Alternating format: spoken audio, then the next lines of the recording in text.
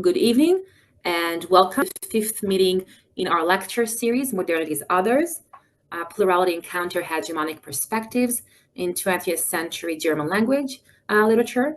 This series has been dedicated to exploring how literature not only reflects but actively reconstructs the complex, contested, and often marginalized aspects of modern life.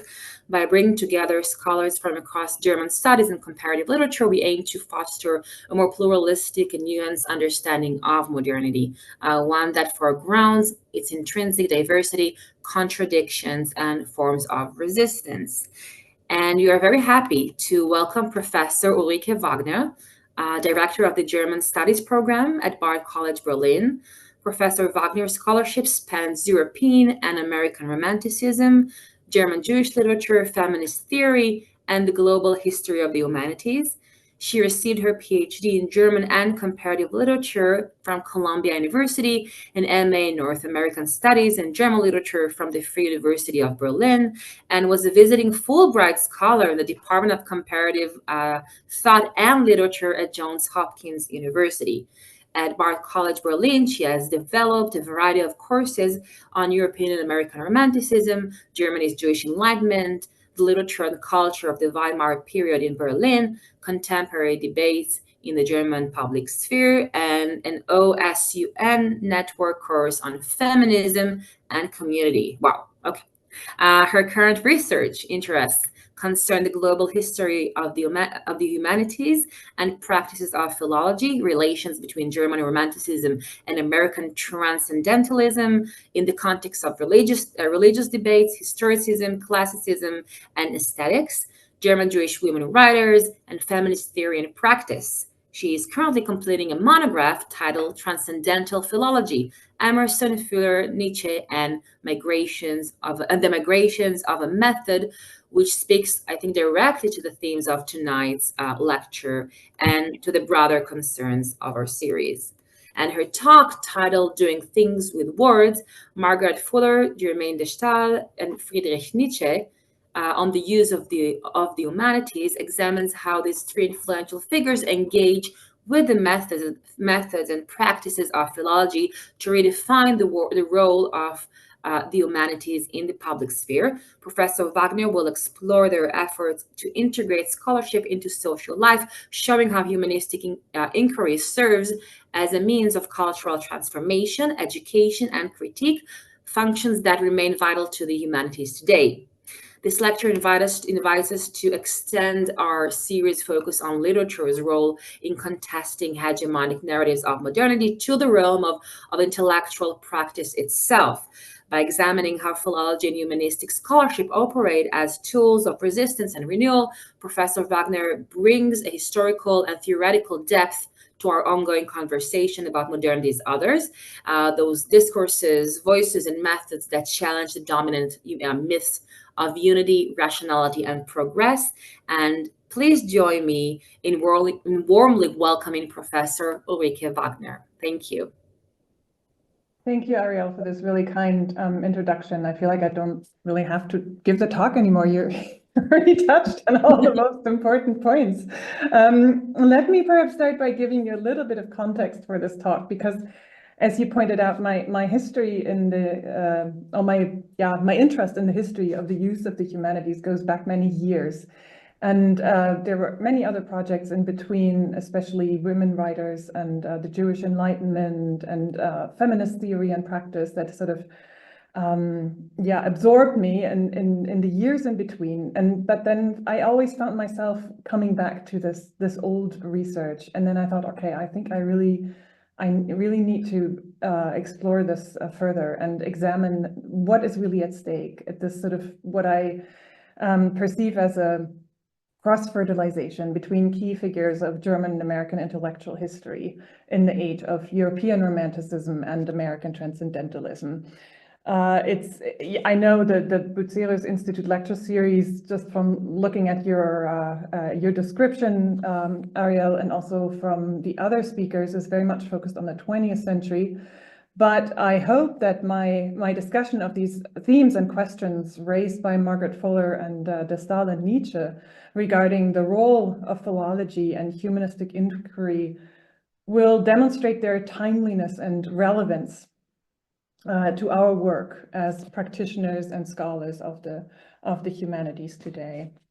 So as some of you, I'm sure, are aware, there is a wealth of scholarship on the links between transcendentalism and European, specifically German Romanticism. And it is no news that German philological research in the field of Altertumswissenschaften, so classical studies, and the science, or translated as the science of antiquity, had enormous reach and shaped the American scholarly discourse and model of liberal education.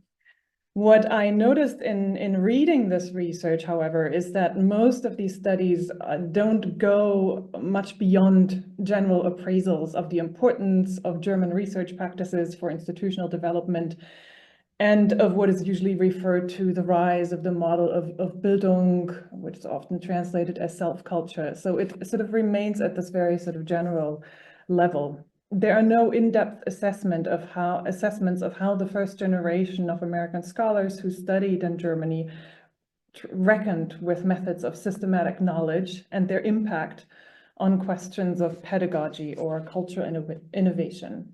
And the same holds for many of the writings by classical and religious scholars who engaged extensively with German sources and debates in New England. And they all played a significant role in forging that intellectual discourse of Fuller's and Emerson's time. As Louis Manon, Paul Ryder, and Chet Wellman, the editors of the source book, The Rise of the Research University, point out, detailed examinations of this groundbreaking period of transatlantic exchange are still needed. While scholarship offers an abundance of general references to figures like Humboldt and the ever-presence of a German university model, the real Humboldtian legacy lies in the articulation of a broad cultural ethos. The editors suggest that we need to delve into questions about the ends of scholarly inquiry and education. My book takes up strands of this neglected line of investigation. I track trajectories of influence and dialogue inside and outside colleges and universities. And in thinking with current criticism on the history and methods of philology, I ask what philological inquiry really meant at the time and to what ends it was put, sort of the so what question.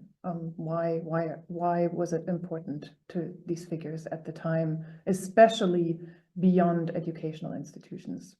I include voices that were not well known. Some had no academic affiliation, but their writings played an important role in the broader public sphere and offer answers to what I think deserves a hearing. For tonight, I will focus on Margaret Fuller and Nietzsche, and also on Germaine de Staël. De Staël was a key figure in this project from the very beginning, whereas my research on Fuller and Nietzsche is comparatively recent. I completed a chapter on my book chapter on Fuller last summer, and then this summer the goal is to wrap up the one on Nietzsche. De Staël's de l'Allemagne from 1814 occupies such a central place in the story because her multi-volume study of German history, literature, religion, geography, politics, the arts, and philosophy pinpoints crucial aspects of German philology and encouraged the popularity of this discussion in New England. You probably have never looked at or heard about de l'Allemagne specifically with relation to German philology because her kind of rendering of Kant figures most prominently in pretty much all the research. So it's very much focused on philosophy, specifically on the philosophy of German idealism. She dedicates, however, a chapter to the German Research University, discusses methods of language teaching at educational institutions, and introduces central figures who determined the direction of historical research and philology, such as the Schlegel brothers, Winkelmann, Schleiermacher, Herder. Prefiguring the 19th century American discourse, the book highlights a wide-ranging impact of humanist inquiry and its formative role in different domains of social life. The book was translated shortly after its first publication as On Germany, and it appeared in New York. in 1814. At that point, she was already well known because of her book called, another book publication from 1800 called On Literature, Considered in its Relation to Social Institutions, and her romantic novel Corinne from 1808. Over 40 journal articles mention or review her work and provide comprehensive accounts of her extraordinary life. On Germany increased her reputation beyond learned circles, and she became one of the most popular writers of her time. Works by other authors received higher ratings, notes a North American review critic in 1822, but taking into view the extent of the public to which she addresses herself, as well as her success in obtaining its favor, it would be difficult to find a name that can come in competition with hers, since the name of Voltaire and Rousseau. Especially German scholars, accustomed to the minutest details of fact, found fault with on Germany's scanty and superficial treatments of the topics. According to de Staël's reviewer, however, they failed to see that her unconventional approach could lead to equally just conclusions, with the added benefit of rendering the subject appealing to people beyond their self-enclosed circles. The publication of the English translation also marked the beginning of travels across the Atlantic. So between 1815 and 1850, around 225 American students attended German research universities, especially in Göttingen and in Berlin.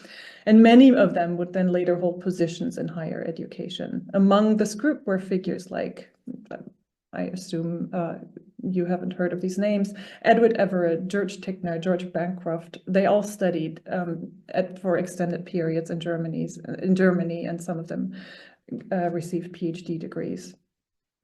Margaret Fuller was in close contact with this group of men associated primarily with Harvard and the social reform movement. And it may have been Bancroft who first introduced her to Madame de Staël. She began reading her work when she was 16 years old, and the French writer became a role model for her. It cannot be emphasized enough how important it was for a woman like Fuller, determined to have her voice heard in the public, to engage with someone who had successfully intervened in the most urgent concerns of her generation and authored field-defining works. Unlike her close friend Emerson and the male Unitarian circles she moved in, Fuller did not have access to a university education, let alone funds and a mentorship network that would have made formal academic training abroad possible. She owed her education to home learning and intermittent formal schooling. Her father, Timothy Fuller, a Harvard Classics graduate, taught her how to read at the age of 3, and developed a rigorous classical curriculum for her, centered on studying Latin, Greek, natural science, and moral philosophy. Drawing on this formative experience, Fuller considered education the key for women and other marginalized groups to obtain equal rights, develop their talents, and gain influence in society. As founder of a conversations series for women, as editor of the transcendentalist journal The Dial, and later as editorial staff writer for the New York Tribune, she made furthering what she calls the great work of popular education her primary mission. Like de Staël, she engages with a wide range of programmatic German scholarship and formulates strong claims for its relevance beyond professional circles and need for public recognition. In response to the criticisms leveled against de Staël's style, she writes in her defense, "Had she been less daring and more profound, less brilliant and more accurate, she would have shrunk from such a great enterprise, or performed it with timidity, which would have prevented its producing a great effect. Her lightings have electrified many minds which would otherwise have remained forever untouched by the divine fires from whose sources she drew. The Germans write incessantly about one another, but their remarks are of little immediate benefit for the foreigner who wants more general knowledge of the field than he finds it easy to obtain." She suggests that on Germany owes its what she calls great effect on the public to de Staël's departure from the gatekeeping mentality of the figures featured in her culture studies. In calling her in calling her own article "The Present State of German Literature a Supplement to On Germany and its concern with attracting wider popular interest," Fuller explicitly aligns her approach with de Staël. Needless to say, de Staël, the daughter of an influential statesman under King Louis XVI of France and a highly educated mother with her own salon, grew up in an environment that bore no resemblance to Fuller's. So her frame of reference and educational background for addressing such questions about literature's role in society or the place of classical culture is distinctively different. Nevertheless, there are striking parallels between Fuller's concern with the democratic nature and social functions of literature and de Staël's work. So now, before I go deeper into some of their publications, let me say a few words about how I use the term philology. So typically it's associated with collecting, editing, commenting. Professional philology is in the eyes of many the dutiful noting and cataloging of alternative views, the compilation of responsible reporting of bibliographic references, and in critical editions, the presentation of textual variants. What unifies the growing body of leading critical approaches that I draw on is a critique of this narrow conception of philology. To give examples, the editors of the collected volume World Philology, from which I just quoted, belittle the field's current state. Today, philology leads a pale, ghostly existence. All it has left are the fragments others have left behind: text criticism, bibliography, historical grammar, and corpus linguistics. The contributors set out to reconstruct philology from a different transcultural and transhistorical perspective, to revive it as a comprehensive, what they call discipline of making sense of texts, and to productively embrace its inherent tensions between, for example, empirical depth and conceptual breadth, the particular and the universal, and scientificity and creativity with the aim of learning how philology has made our world. The critics I cite and think with operate with capacious conceptions of the discipline and develop analytical frames useful for detailing the characteristics and objectives discussed here. But rather than providing an overarching definition of what philology is, I follow Chad Wellman and Paul Ryder, who consider it as both practice and discourse in their recent book, Permanent Crisis, The Humanities in a Disenchanted Age from 21. My focus is on what people do and to what ends they use their activities. So it's a kind of bottom-up rather than top-down approach. So let's look at some examples.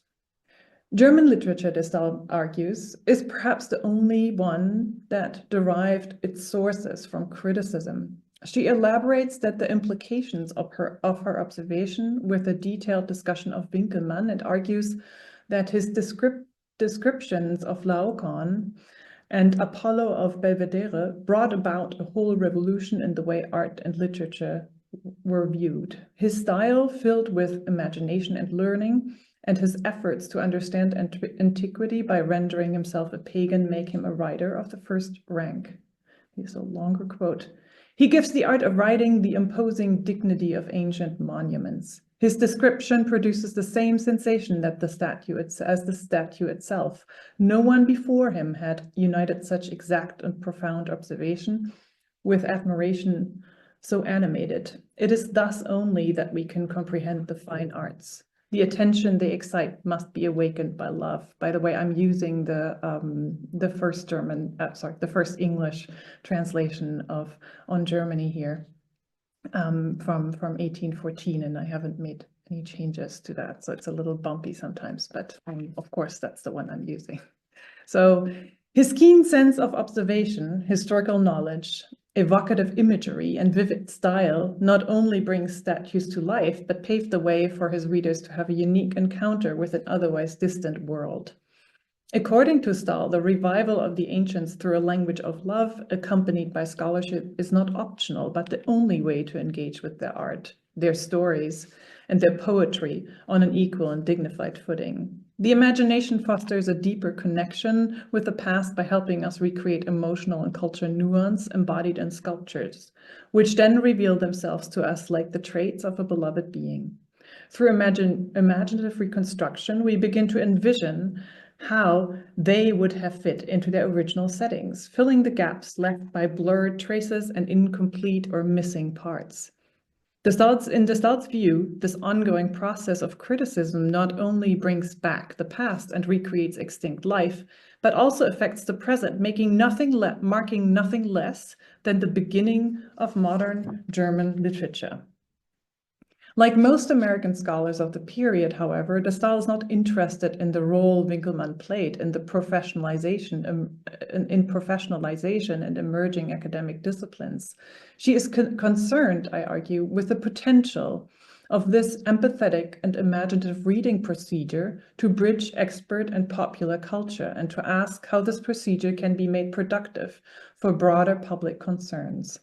With her enthusiastic descriptions, she shows her readers how collecting, translating, arranging, commenting on texts can become an enriching activity that empowers individuals to claim their voice in a society and position themselves as modern writers and critics. I mentioned that her work was already well known to her American readers when On Germany was published. And one reason for that popularity is her novel Corinne. The novel is interesting for the intellectual historical debates discussed here because it enacts how the revival of the past becomes a site of female empowerment, in the sense that Corinne challenges gender roles and stereotypes by engaging in activities otherwise reserved for an elite academic circle of male scholars. It's set in Italy. The book tells the story of the title character Corinne, a talented and independent young woman who is a poet, musician, and actress, but struggles to find her place in society.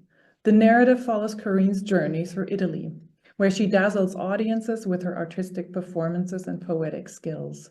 She falls in love with a British nobleman called Lord Nelvil Oswald, who is initially captivated by her talents, but their relationship is challenged by cultural differences, the pressures of English society, and Oswald's conventional view of how women should live and behave. A binational English-Italian, Corinne finds Italy to be a society that is supportive of women achieving professional success and holding public office. She tells Oswald in a letter that among Italy's educated women, he will see some who teach in the academies and give public lectures.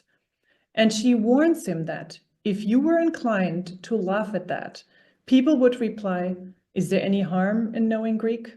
Is there any harm in working for a living? So why are you laughing at something?" Hoping for his understanding and approval, she suggests that being a woman, being educated, and having a professional career is as natural in Italy as it should be anywhere else. Oswald, however, proves incapable of breaking with the social morals of his family and society.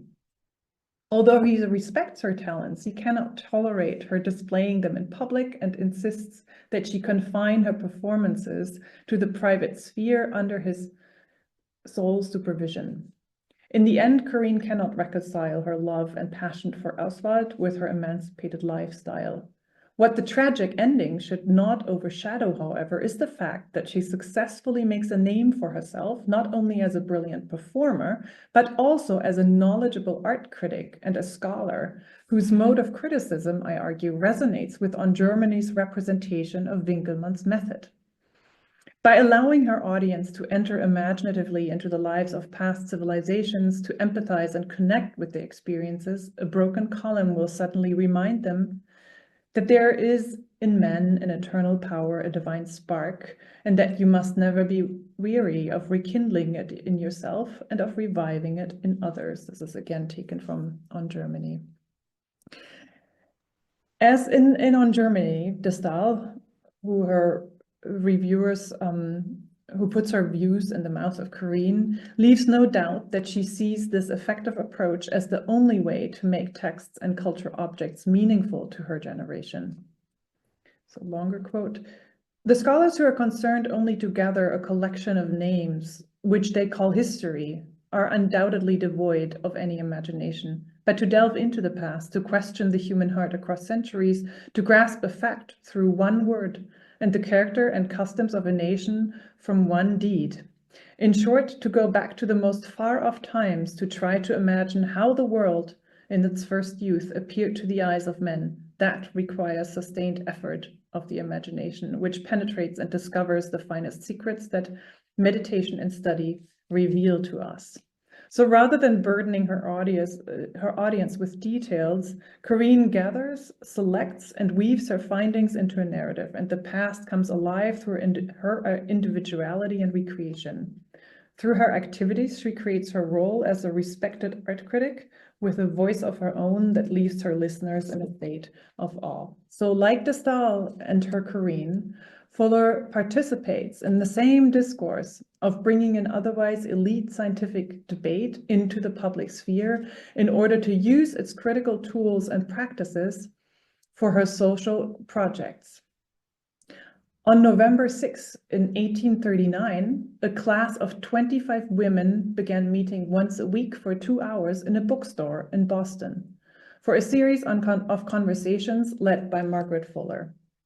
In a letter to a friend, she finds that the many well-educated wives and daughters of wealthy and professional men in her social circle are ill-equipped to discover the patterns, connections, and underlying principles of the various departments of thought and knowledge, and to place them in due relation to one another. In her view, women lack the cognitive training to systematize and give precision and clearness to their thinking, a deficit that has prevented them from seeking answers to life's most pressing questions about what were we born to do and how shall we do it.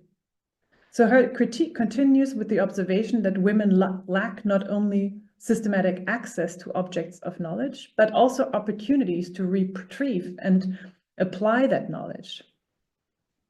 Men are called on from a very early period to reproduce all they learn.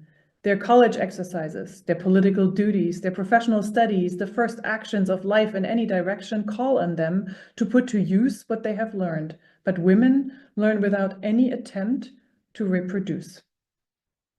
Reproduction is a gendered concept in Fuller's writing. She sees teaching, developing, and using it as a male prerogative.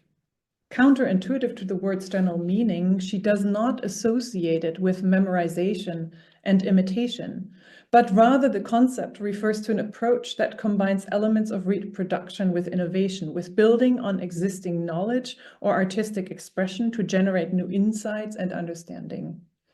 In a letter to a friend, she notes, "So it seems the mind must reveal its secret, must reproduce. For all the tides of life that flow within me, I'm dumb and ineffectual when it comes to casting my thought into a form. No old one suits me. If I could invent one, it seems to me the pleasure of creation would make it possible for me to write. I love best to be a woman, but womanhood is at present too straitly bound to give me scope." She describes her frustration at not being able to reproduce by putting her thoughts and ideas into a form, and ultimately blames the restrictions she faces as a woman.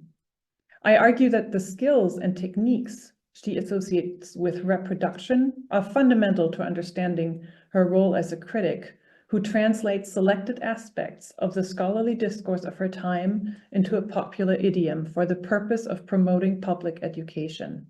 Both in her conversations for women and in the journal and newspaper writings, she either gestures or explicitly refers to individual scholars or debates that have taken place inside and outside of research institutions.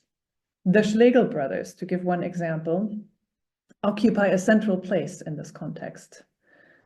In her essay on the present state of German literature, she writes that they have given, quote, something like the fixedness of a science to the laws of reproductive criticism.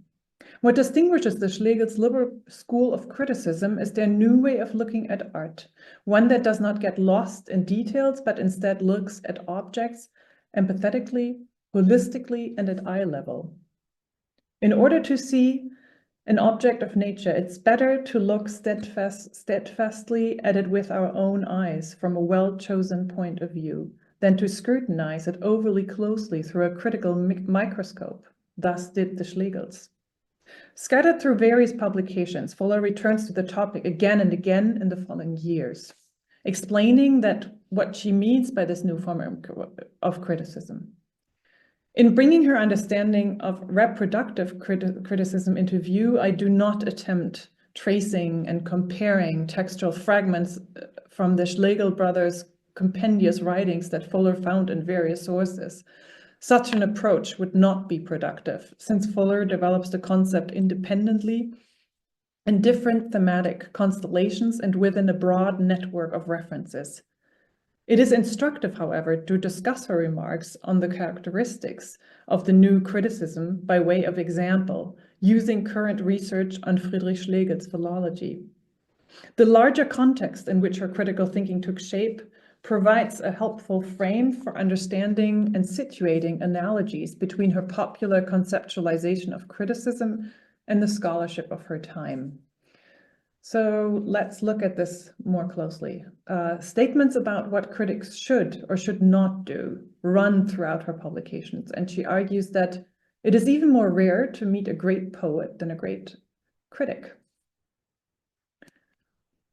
The other way around. It is even more rare to meet a great critic than a great poet. So great critics are rare.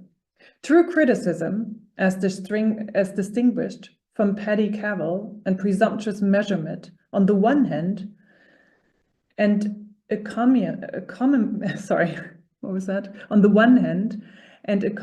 based merely on personal sympathy on the other, suppose a range of equipoise of faculties and a generosity of soul which have as yet been rarely combined in any one person. The great critic is not merely the surveyor, but the interpreter of what other minds possess. So this statement, taken from an article in the New York Tribune, is a compelling testament to what lies at the heart of Fuller's understanding of true criticism. The great critic is not merely the surveyor, but the interpreter of what other minds possess. How she outlines the critic's tasks here and elsewhere evokes key features of Friedrich Schlegel's and also August Böck's understanding of philology. I go into depth about this, but for this talk here, I'll just focus on Schlegel. Together with Friedrich August Wolff, Schlegel was one of the founders of the modern concept of philology. His specific contribution to its method and history are hard to summarize in a thesis-like manner, but it's certainly possible to identify features that are relevant for the context here. Schlegel moves philological practices beyond the realm of historical scholarship and erudition and puts them in dialogue with poetry and philosophy. The philologist must be a philosopher. His tasks are not limited to collecting, editing, scrutinizing grammar, and translating languages, but also focus on understanding the understanding, das Verstehen, Verstehen.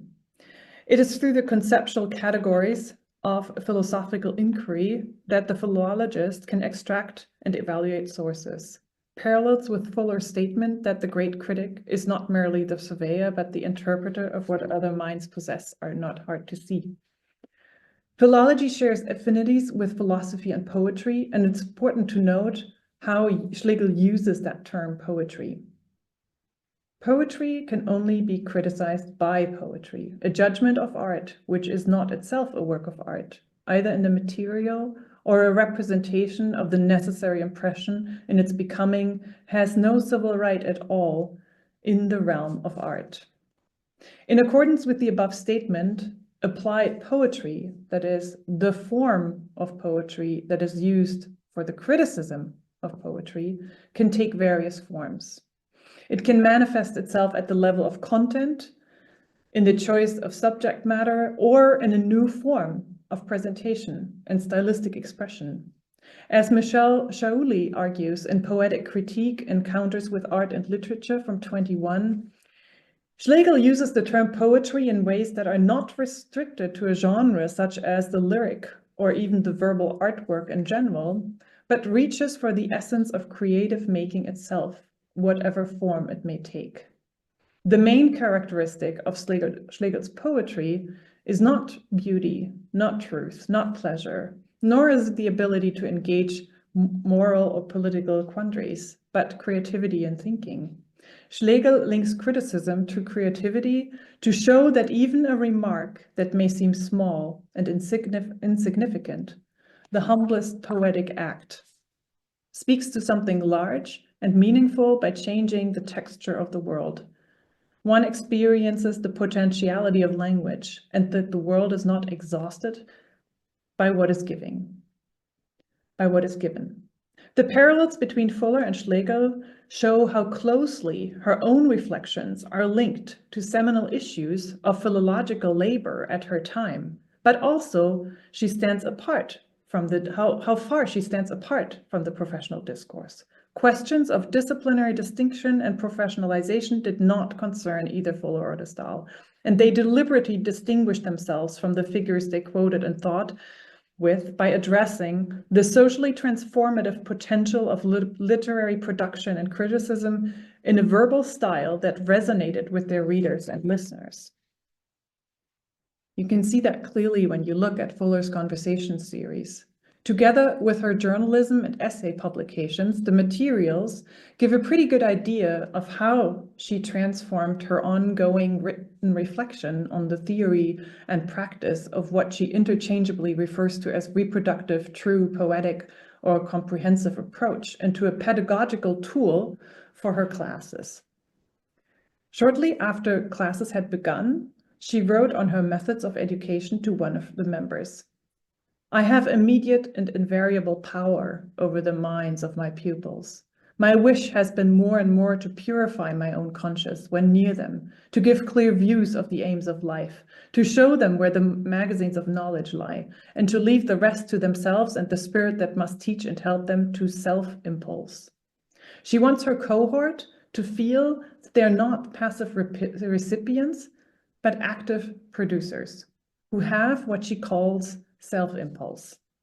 The conversations in the second series on the fine arts go into detail on the subject of beauty, poetry, language, and representation, and we learn from Elizabeth Peabody that Fuller considers poesy as the ground of all fine arts and nothing less than the true art of life for all.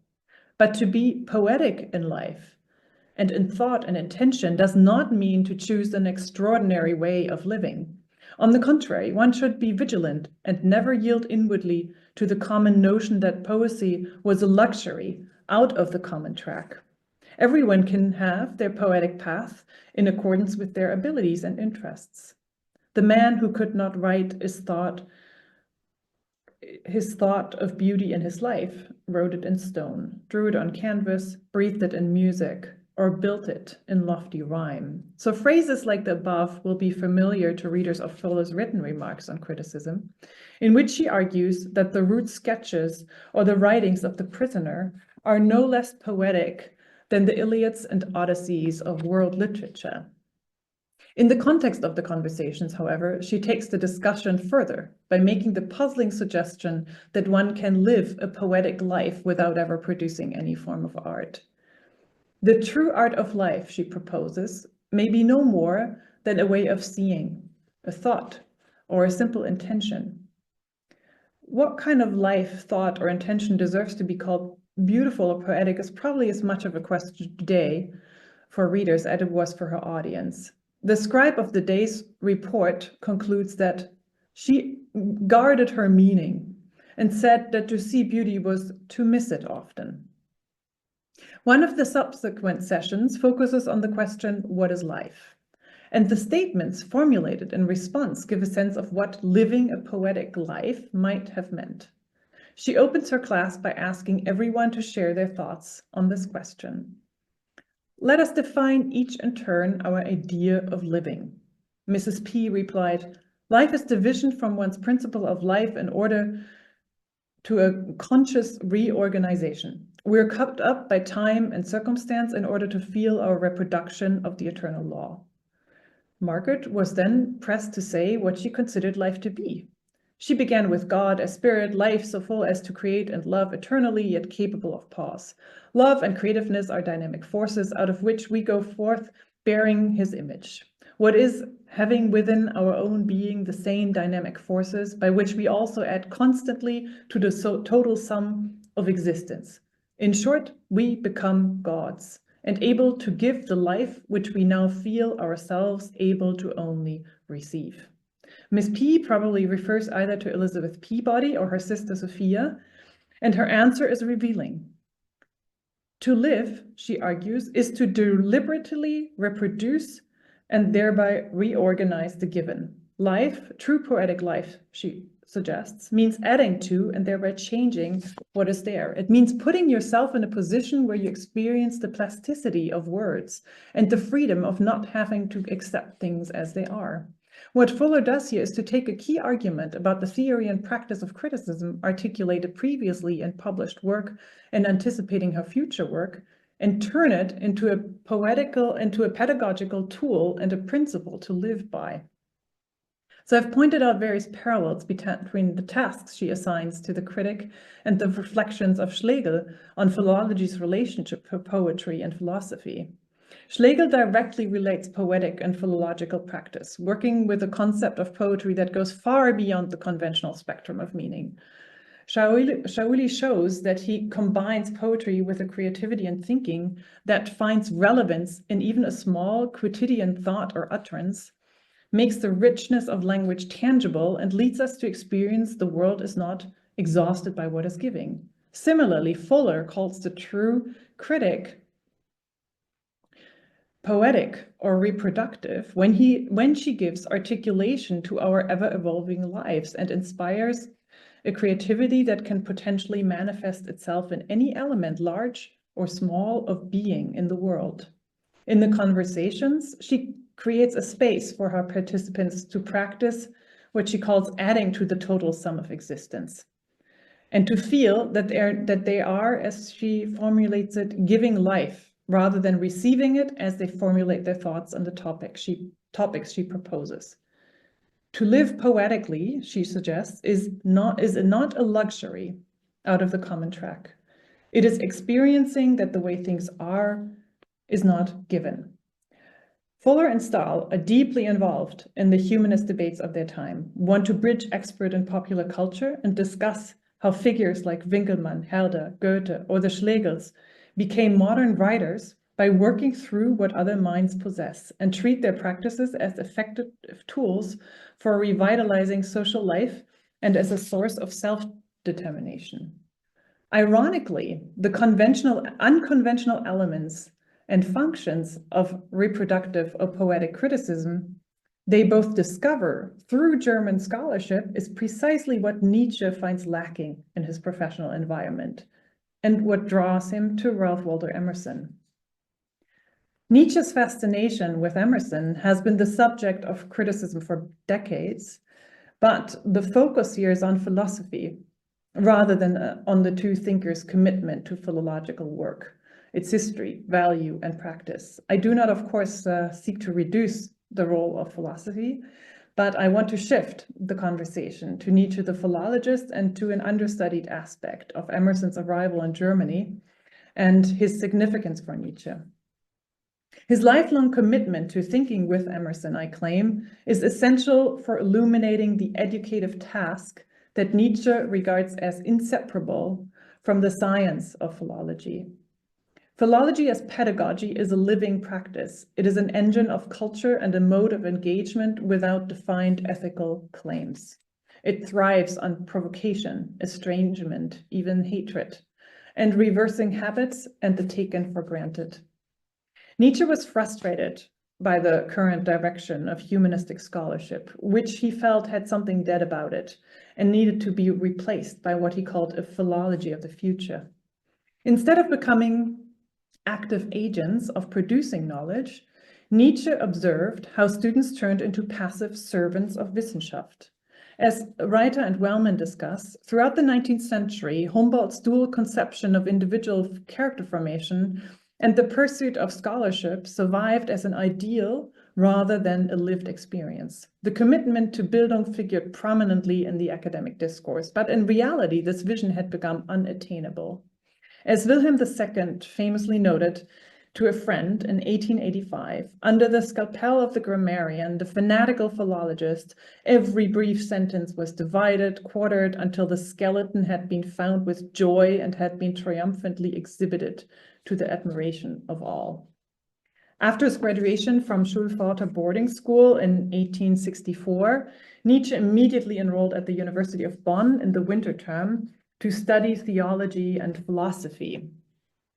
Already in the spring of 1865, however, he changed to classical philology and left Bonn that same year to follow his teacher, the classical scholar Friedrich, to the University of Leipzig. He remained in the city until he was offered a professorship in classical philology at Basel University in 1869. He was 24 at the time, and he had not written his dissertation, but Ritschl saw in Nietzsche a wunderkind destined to shape the future of philology, with such stark support, even the rigid institutional rules on appointments could be overturned. As a Schulpforta alumni, Nietzsche was well prepared for a leadership role in the discipline, and his decision to switch from philosophy to classical philology felt like a natural path toward a reputable professional career with job security. From the outset, however, Nietzsche's commitment and identification with the discipline was accompanied by a growing frustration with the way educators practiced their field. Looking back at his Schulpforta time, he already distinguishes two types of philologists. He confronts the philological teacher with the frog-blooded micrologist, whose portrayal is very much in keeping with how Wilhelm II mocks the contemporary scholar.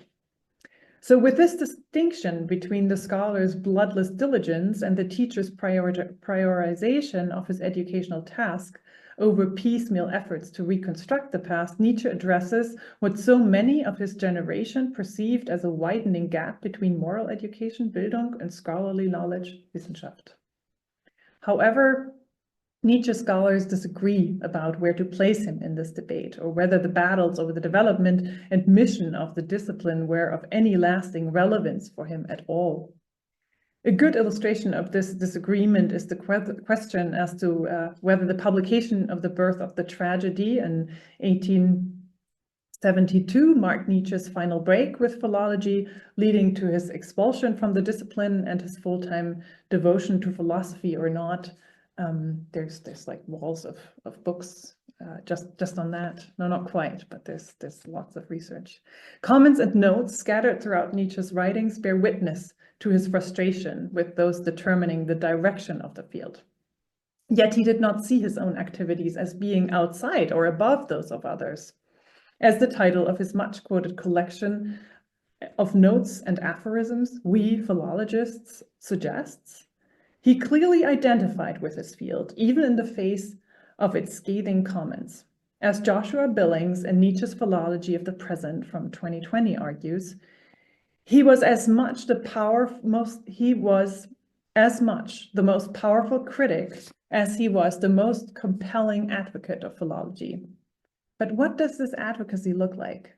Where is Nietzsche's place in these ongoing debates over moral education and research? I'm first from suggesting that the inclusion of Emerson clarifies Nietzsche's troubled relationship with philology. Rather, I argue that his grappling with Emerson reveals fascinating and timely aspects of his thinking on the subject. Particularly in light of the many rousing philosophical investigations into the Emerson-Nietzsche connection, turning to philology and detail-oriented debates is likely to evoke disengaged acknowledgements and well-meaning nods rather than excitement among readers. His much-quoted remarks in Daybreak from 1881 about the philologist as a teacher of slow reading, applying the art of goldsmithing to words, probably come to mind. Philology figures here as a profession that juxtaposes fast-paced work efficiency with the cultivation of a thorough practice of reading, slowly, deeply, backwards and forwards, and always with the doors ajar for further exploration and intervention.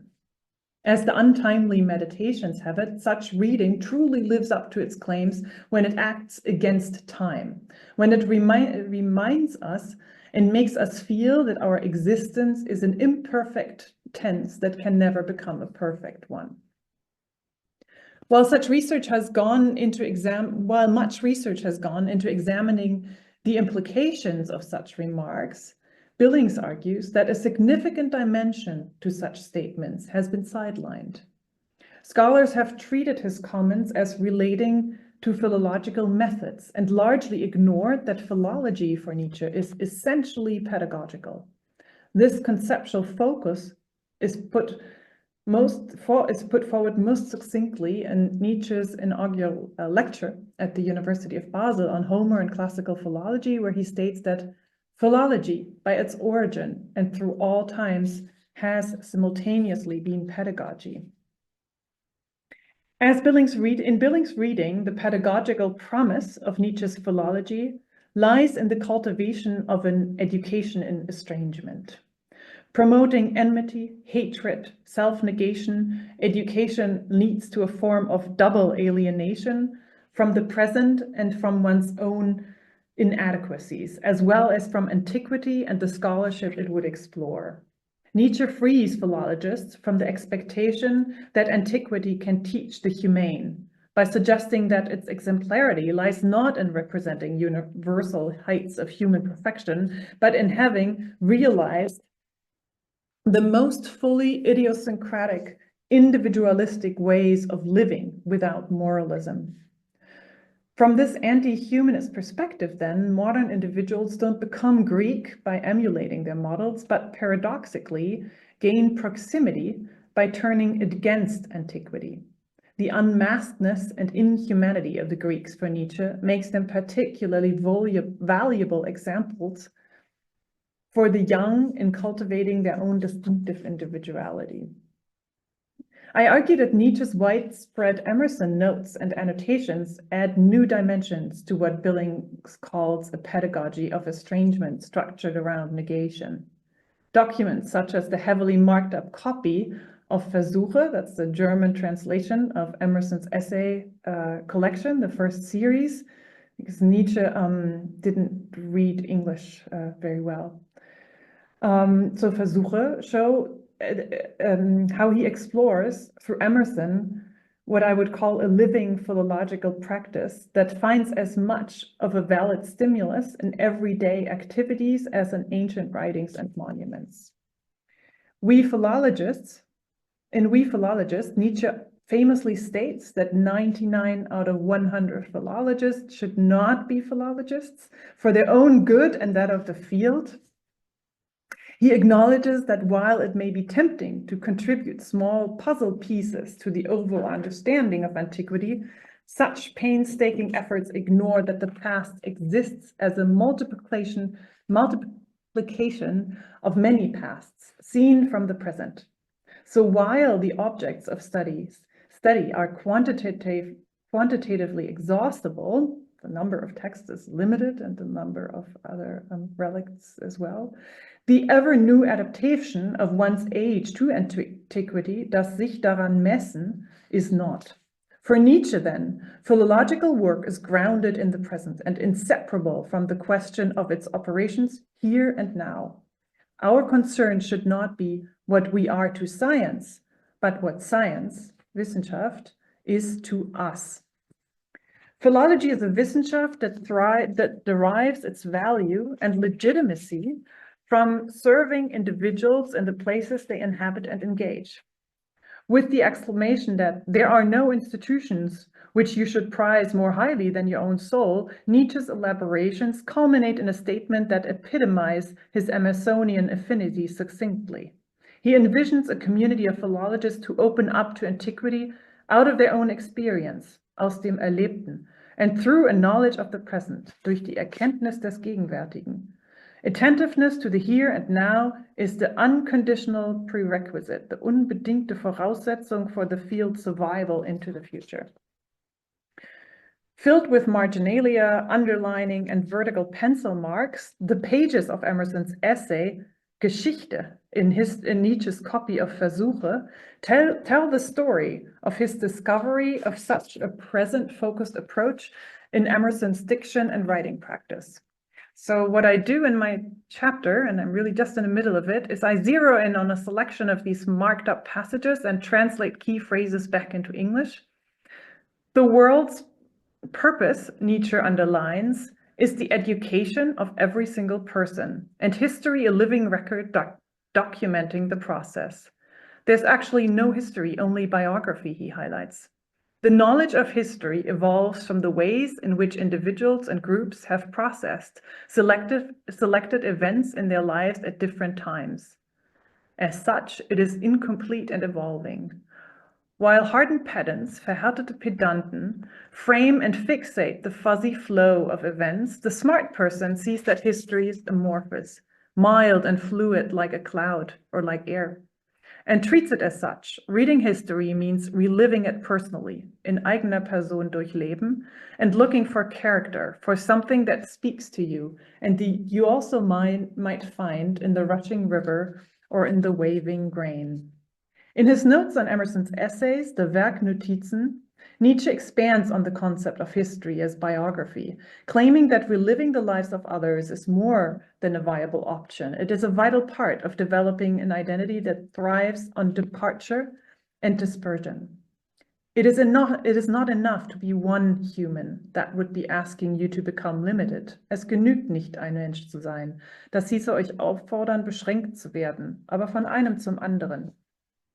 In a classic Emersonian fashion, he casts the essence of Bildung as an expansion premised on a including attachments to roles, communities, personal traits, or consistent belief. Do you want to become a universal eye of righteousness? You must do so as someone who has passed through many individuals, with the last individual requiring all the previous ones. Willst du ein allgemeines, gerechtes Auge werden, so musst du es als einer, der durch viele Individuen gegangen ist und dessen letztes Individuum alle früheren als Funktion braucht. So from the Werknotizen. So what does this notion of history as a living document and of selfhood as a multiplication of many pasts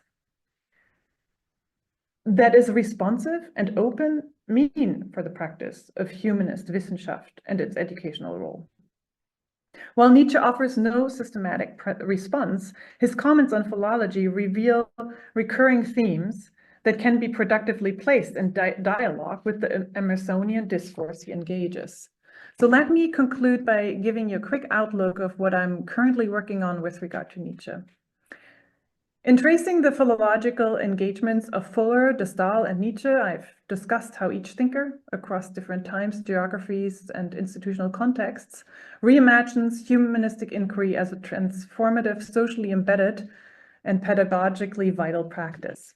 Rather than retreating into the insular rigor of professionalized scholarship, they pursue philology as a living discourse capable of shaping individual consciousness and public life, whether through Fuller's reproductive criticism or de Staël's imaginative reconstruction of antiquity and Corinne, or sort of through the lens of Winkelmann, or Nietzsche's call for a philology of the future.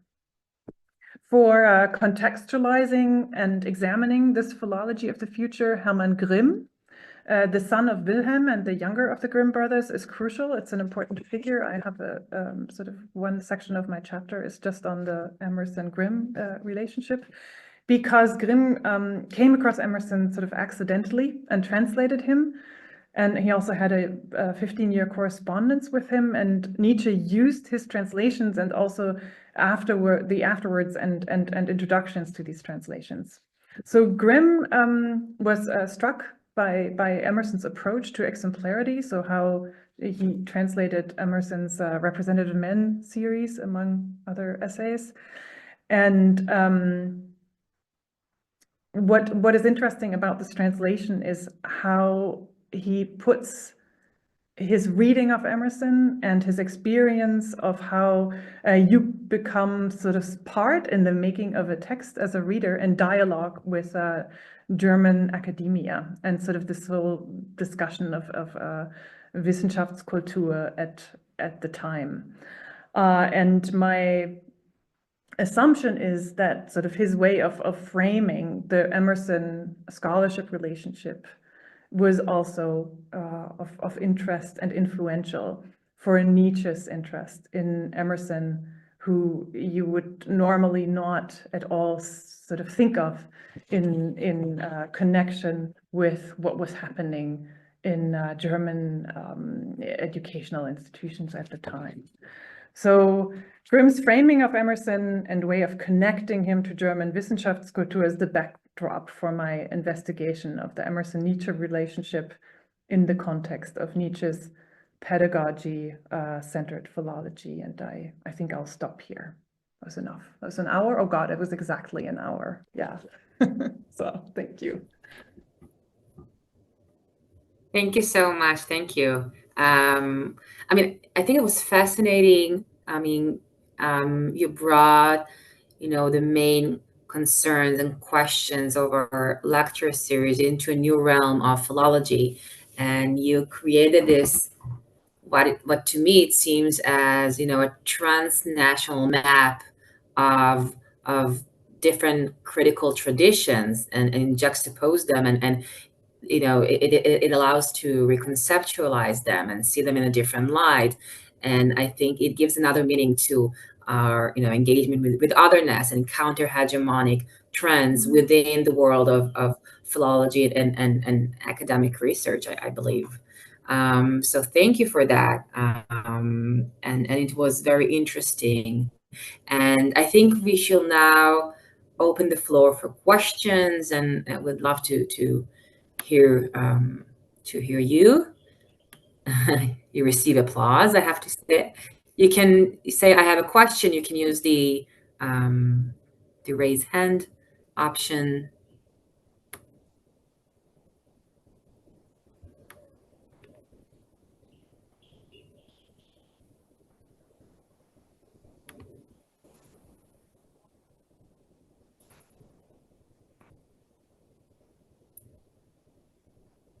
Oh, yes, please, Professor Yael Mog, thank you.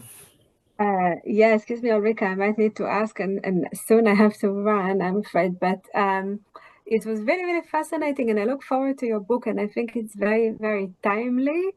I wanted to, I suppose, ask about just the general structure of the book, because it seems that the three figures you presented are starkly different from each other. I mean, you've got obviously that there is a gender dynamic happening and transnational dynamics, with Nietzsche obviously being the most, well, certainly very well-known figure. So how would you structure, or how do you position in your book those three figures vis-a-vis each other? Yeah, thanks for the question. I mean, the first chapter very much recontextualizes these American and German scholars. Many of the names, as I said at the beginning, are not well known, but they're so crucial. I did a lot of archival work, crucial for actually establishing that transatlantic connection, for making a case for the sort of broader popular significance of scholarship at the time. Because when you read scholarship like from the 90s and also from the early 2000s, it's usually, oh, these American scholars, they were just so young and they didn't really get what was going on at German research universities, because American colleges and schools did not have sort of the infrastructure at this time to be taken seriously as competitors. And but when you see that their focus was a different one, and it was really sort of this pedagogical focus, then the research questions, they didn't figure that prominently. Sort of the goal was a different one. It was really sort of, the research was one thing, but the objective, or the sort of the purpose of processing what was going on in Germany was a different one. So so today we're very much fixated on research output and on saying something original, but that wasn't the case from what I found. So in other words, when you just simply say they didn't get it, you lose a lot, because you don't actually focus on the main sort of purpose of translating, commenting on, and processing what was going on in Altertumswissenschaften and religious criticism at the time, right? So that's the first chapter. And then I have a whole one really on de Staël and Fuller together. I bring them together because there's lots of work on both figures. But it's all very, very biographical, or it's focused on philosophy. And again, there's this question of, Fuller, it's so fragmented, it's so spread out throughout his publications, can't really be taken seriously because it wasn't sort of rigorous enough. And you kind of come across this over and over. And again, my point is that wasn't really sort of the incentive in the first place. Because Fuller had a very specific agenda. Staël has a whole chapter on language learning and the importance of language learning at universities, and while sort of the cultivation of this perceptive approach to working with language is so crucial for education. So it's, I haven't talked about this tonight, would have been too much, but sort of I go back and forth between Fuller and Staël. Then of course, Herder is still in there, hasn't been kicked out. With hermeneutics and his way of reading Hebrew poetry. Then there's Herder gets his own chapter, and then Emerson and Nietzsche. And really with Nietzsche, what I find so interesting here is that again, there's so much on Nietzsche and Emerson, but it's so focused again on philosophy and philology. Is really, with regard to Emerson, it's not a topic. Yet nevertheless, when you look at these notes and underlinings of the translation that Emerson used, that Nietzsche used, and it's accessible through the library in Weimar, so you don't even need to go there. You can look at the original publication translation that he used. Then it's interesting to see how invested he was in sort of Emerson's specific approach of opening up words and language for unconventional sort of uses or ways of thinking about questions. And that was very much obviously what was for him missing in academics, or in philology, and why he decided to invest more in philosophy. But yet nevertheless, these philological questions never really left him. And there's quite a few recent articles that make a strong case that I'm bringing in. So that's the arch, right? Sort of back, sort of from Germany to New England. America is New England. That was the hub. Synonymous with New England, and then back through Nietzsche and Emerson. So there's no real hierarchy. It's really sort of a tracing of intellectual historical debates. I don't know if that answers your question. Yeah. I also have a question. Thanks a lot, Professor Wagner, for your lecture. I'm very interested in the fact that for Schlegel, as a continuation, I'm sorry, I'm for my phone, by the way, so it's kind of flickering. For Schlegel, criticism was also a criticism of the writings of his time, like as a continuation of Diderot with his art salons, etc., that really try to understand what are the conditions to make good art. And for Nietzsche, as I understand it from your lecture, that it was kind of a transition from criticism to philology that I didn't really understand the mechanism of, because Nietzsche's philosophy, as far as I understand it, is more concerned with past masterpieces. He's not really concerned about the conditions to make good art and why art is good, but more about reading what is already accepted as good. So if you could describe a bit more this transition from criticism to philology, also maybe bypassing through Emerson. Thanks a lot. That's one of the big questions. I'll see which very good question. Which sort of facets or strands of this question I can address. I mean, first of all, it's important to keep in mind that at this point, really, the academic disciplines were sort of finding their identity, right? So you had to make also a kind of, on the one hand, you would work out affiliations and the way and look at how they overlapped, and at the same time they had to make a case for why they would exist as sort of marked off from other fields of scholarship. And this was obviously a huge discussion for somebody like Schlegel, right? Who say, okay, you know, there's poetry and there's philosophy and there's philology. And with the thing with philology is it's focused on the sort of the texture or the materiality also. It's like of the word. It's context bound. It's historically embedded. It's concrete. It's specific. It's historical. It's not abstract. So even philosophical sort of ideas would always be grounded in the medium of language and sort of be attached to specific use, to say that's sort of a difference, right, between the fields, while saying, okay, philology is also philosophy.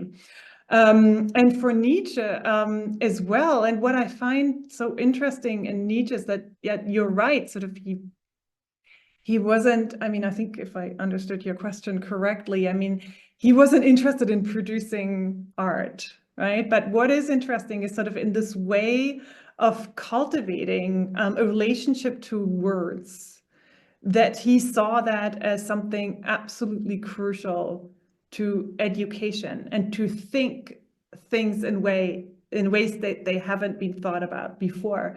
And he develops, again, also in quoting or referencing Emerson, almost like a kind of a philology of life, where he's like, okay, it's about establishing habits or breaking with your habits, or ways of relating to situations, to customs, to habits that you have cultivated as a person, that it's even goes beyond, you know, a reading practice. It becomes almost like